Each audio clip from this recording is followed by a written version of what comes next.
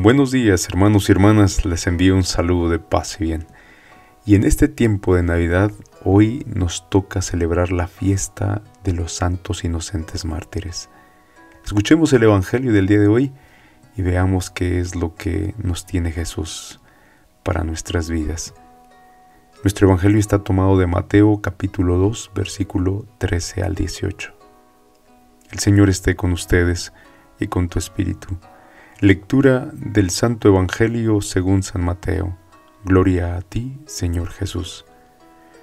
Después de que los magos partieron de Belén, el ángel del Señor se le apareció en sueños a José y le dijo: levántate, toma al niño y a su madre y huye a Egipto. Quédate allá hasta que yo te avise, porque Herodes va a buscar al niño para matarlo. José se levantó y esa misma noche tomó al niño y a su madre y partió para Egipto, donde permaneció hasta la muerte de Herodes.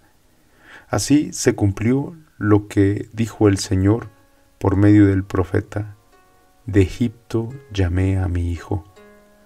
Cuando Herodes se dio cuenta de que los magos lo habían engañado, se puso furioso y mandó matar en Belén y sus alrededores a todos los niños menores de 2 años, conforme a la fecha que los magos le habían indicado. Así se cumplieron las palabras del profeta Jeremías. En Ramá se ha escuchado un grito, se oyen llantos y lamentos. Es Raquel que llora por sus hijos y no quiere que la consuelen, porque ya están muertos. Evangelio del Señor. Gloria a ti, Señor Jesús. Muy bien, hermanos y hermanas, vamos a entender un poquito acerca de esta lectura. ¿Qué es lo que hay detrás? Miren, en el mundo antiguo no se ponía en duda que Dios mandara sus mensajes a los hombres en sueños. Así es que José fue advertido en un sueño para que huyera a Egipto para escapar de las intenciones asesinas de Herodes. Pero ¿por qué Jesús se fue a Egipto? ¿Por qué no se fue a otro lugar? Miren, a lo largo de la historia, en toda esa área de Egipto, especialmente cuando se dieron los destierros de Jerusalén, se fueron formando colonias grandes de judíos. Entonces, Egipto se convertía en un lugar muy más seguro y también era un lugar que no era tan extraño para los judíos, puesto que ahí había grandes masas de judíos, entonces colonias enteras. También nos habla de Herodes. Herodes era un hombre sanguinario, era un hombre malo.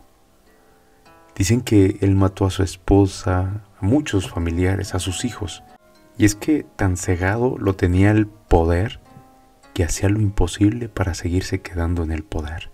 Y esta fue la razón por la que Jesús tuvo que huir a Egipto, y aquí es donde se cumple lo que dijo el profeta Oseas, que dice así: cuando Israel era muchacho, yo lo amé, y de Egipto llamé a mi hijo. Por eso Mateo usa tantos pasajes del Antiguo Testamento, porque él sabía que casi la única manera de convencer a los judíos de que Jesús era el prometido unigénito, el Salvador, Dios había prometido, tenía que demostrar, se decía en el Antiguo Testamento, era verdad porque ahora se estaba cumpliendo. Por eso cuando Mateo habla de Raquel, luego vemos la manera característica que tiene Mateo de usar el Antiguo Testamento. Cuando cita al profeta Jeremías, que dice: en Ramá se ha escuchado un grito, se oyen llantos y lamentos. Es Raquel que llora por sus hijos y no quiere que la consuelen, porque ya están muertos. Entonces, el versículo de Jeremías no tiene ninguna relación con la matanza de los niños que hizo Herodes, eso tenemos que entenderlo. Pero la escena de Jeremías es lo siguiente. Jeremías lo que trataba de dar a entender, lo que nos trataba de dar un retrato de lo que era el pueblo de Israel llevado en cautiverio, pero también muchos murieron. Y por eso Mateo trata de encajar este pasaje el profeta Jeremías, con lo que está pasando con la matanza de Herodes, con los santos inocentes. Entonces imagínate en el triste caminar de estos hombres, de estos judíos a la tierra ajena, a una tierra ajena que era Ramá, y en Ramá era donde estaba enterrada Raquel. Y Jeremías retrata a Raquel llorando, aún en su tumba, por la suerte que ha sobrevenido al pueblo. Entonces Mateo está haciendo lo que hace a menudo, anhelo para dar a entender, para que los judíos de aquel entonces de su comunidad entendieran exactamente, hace uso de esta profecía para dar a entender lo que pasó con estos niños. Pero de nuevo debemos recordar que lo que a nosotros nos parece extraño no se lo parecería a aquellos para los que Mateo estaba escribiendo entonces. Entonces este pasaje le daba mucho sentido a lo que ellos estaban viviendo. Pero ahora que ya entendimos un poquito de esta lectura, ¿qué nos dice esta lectura? Miren, por muchos que sean los vientos, la luz permanece encendida, siempre, hermanos. Hemos pasado por vientos fuertes quizás. ¿Cuántos de ustedes no han sufrido? ¿Cuántos no han batallado? ¿Cuántos no están en este momento por una tormenta? Pero lo que te puedo decir es que siempre vas a encontrar luz. Por muy negativos y necios que a veces seamos, siempre va a haber luz. Personas que nos lo demuestran, porque ¿cómo es posible que se mantuviera alguien después de tanta destrucción? Y a veces lo vemos con los desastres naturales, pero ¿qué me dices en el interior, en la vida diaria? En nuestro sufrir, en nuestro estar trabajando continuamente en nuestras relaciones con los demás. Es el milagro que nosotros hemos de contemplar. Esa luz en nuestra vida, en nuestra sociedad, en ese mundo nuestro tan complejo en el que vivimos, donde pueden venir tantas dificultades, donde pueden venir tantas tempestades. Pero ahí está el milagro, hermanos. El milagro que nos enseña Cristo. Miren, muchas veces es fácil decir palabras de Dios, palabras de aliento, pero en realidad, ¿qué es lo que nos da la fortaleza? ¿Y cómo podemos nosotros encontrar esa esperanza en la vida? Ahí está lo que estamos celebrando en estos días.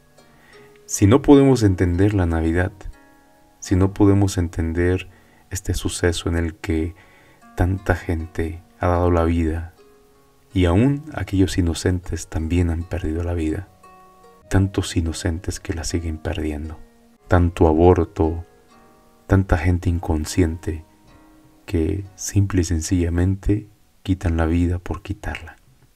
Pero ahí estaba Jesús, y se levantó la calma. Vino en aquella noche, en aquella Navidad, primera Navidad, empezó una paz. Se ha ido expandiendo a lo largo de los siglos de la vida. La luz se mantenía encendida y la luz no se ha apagado. Es la esperanza que nos anima desde la fe que hemos puesto en Jesús. Pero cuando les digo fe en Jesús, no es nada más de que Diosito, es cambio de vida, hermanos. Es una transformación interior. La luz se puede mantener encendida si nosotros queremos. Pero si nos quedamos atorados en nuestra forma de ser, sin cultivarnos, sin aprender cosas nuevas, sin saber cosas nuevas de Dios, ¿cómo podemos tener esperanza? Hemos puesto nuestra confianza en Jesús. Hemos asumido el Evangelio y sus valores como nuestro sentido de vivir. De otra forma, si no estamos asumiendo el Evangelio y sus valores para cambiar, para ser mejores hermanos, entonces, ¿qué más nos puede cambiar o qué más nos puede ayudar? Ni las calamidades, ni los problemas de la vida, si no nos ponemos a vivir ese ejemplo que nos da Jesús, especialmente el de la humildad.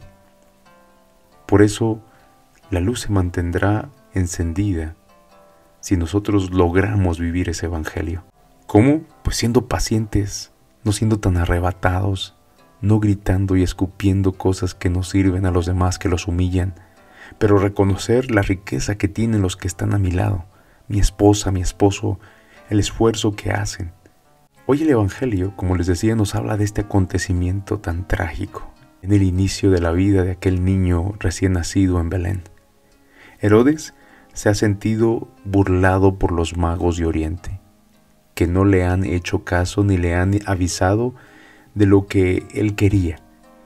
y su orgullo y sus ansias de poder que podrían estar en peligro con un nuevo rey recién nacido. ¿Y qué es lo que hace? Se lanza por el camino de la violencia. ¿Cuántas veces nosotros hemos hecho eso? Nos arrebatamos tanto en la vida y por tener nuestros propios intereses hemos pasado por tanta gente, hemos humillado, hemos explotado. ¿Cuántas veces hacemos lo mismo cuando a veces nos sentimos que somos burlados? Cuando no conseguimos lo que son nuestros intereses, cuando descubrimos que hay otra verdad que quizá no queremos aceptar. Nuestro orgullo y nuestra soberbia nos lleva a querer destruir cuanto haya a nuestro alrededor. A lo mejor estoy exagerando, pero a veces así es. Cuánta de esa violencia que Herodes nos plasma hoy en este evangelio vemos en nuestra sociedad. Nos habla el evangelio de aquella matanza de niños inocentes porque a quien quería Herodes realmente hacer desaparecer era aquel niño recién nacido en Belén, a Jesús. Pero en medio de aquella crueldad hubo un camino. José en sueños recibe el aviso del ángel del Señor y se va a Egipto. Y esta oída significa algo en nuestra vida. En medio de esas tormentas de la vida, tenemos que saber soñar, quizás. Pero creo que nos quiere decir algo más.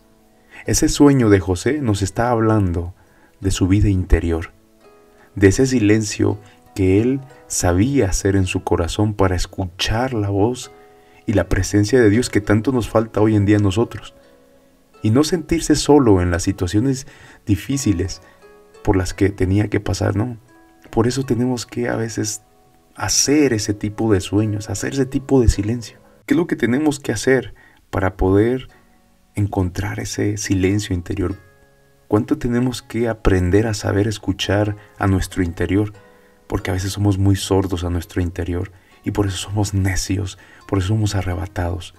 Muchas veces oímos el susurro de la voz de Dios, pero no lo escuchamos, hermanos. Seguimos con lo nuestro, con nuestras mismas ideologías, con nuestra misma necedad, nuestras preocupaciones, nuestros intereses o las cosas que nos entretienen y nos distraen. Hermanos, hermanas, busquemos de verdad en el interior de nuestro corazón y por mucho que sean los vientos, la luz permanecerá encendida. Es nuestra esperanza. Quizá hoy nosotros no estemos matando niños, pero muchas veces con la lengua, nuestro comportamiento, matamos tantas cosas en la vida que al final verdaderamente estamos perdiendo un tesoro. Hermanos y hermanas, que Cristo sea la luz de sus vidas, que Cristo sea el que los guíe, que Cristo sea una inspiración para que ustedes puedan soñar y soñar en grande y puedan escuchar esa voz interior que te dice por dónde está el buen camino, que la violencia, el odio no es lo mejor, pero el amor, la piedad y la caridad. Que todos tengan un excelente día. Feliz Navidad.